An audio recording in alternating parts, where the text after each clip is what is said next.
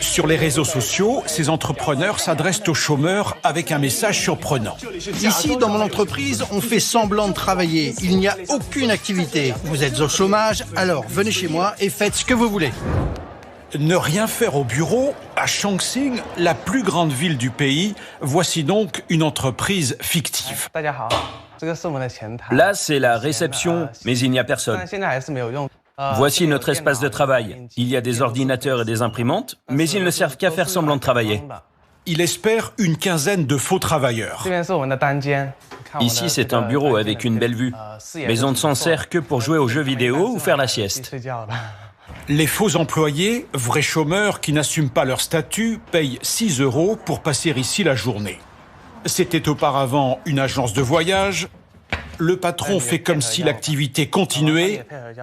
Simulation de réunion. C'est un voyage Hong Kong-Macao. Cela coûte 170 €. Pour Danny Wu, 21 ans, il faut tout faire comme si c'était vrai. Je prends des photos de mon environnement de travail. Ma famille me demande tout le temps ce que je fais. Je peux leur donner une preuve. Une preuve comme l'immatriculation de l'entreprise. La photo sera envoyée à ses parents. Je leur parle des activités de l'entreprise, des itinéraires touristiques. Toutes ces photos servent à les rassurer.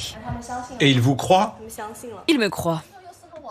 Des mensonges pour éviter la pression sociale. Les faux travailleurs préfèrent jouer aux cartes et certains le reconnaissent, ils ne recherchent pas un emploi. Le marché du travail n'est pas bon et quand on a un vrai job, on doit souvent faire des heures supplémentaires ou des tâches qui rendent mal à l'aise. Une nouvelle vie dans un faux bureau pour ne pas affronter le regard des autres. Dani vient tous les jours depuis 2 mois. Elle y fait même la sieste. Et à 17 h, elle rentre chez elle. Cette infographiste a quitté sa région natale pour tenter sa chance dans la ville de Chongqing. Cela fait 2 mois que je vis ici. Je cherche du travail. Mon petit ami avec qui j'habite ne sait pas que je suis sans emploi. J'ai l'impression que tout le monde autour de moi a un travail. Cela me met mal à l'aise. Je perds un peu la face. 17% des moins de 24 ans n'ont pas d'emploi. Chiffre officiel, peut-être plus, disent certains experts. En Chine, le chômage des jeunes est devenu un fléau pour les autorités.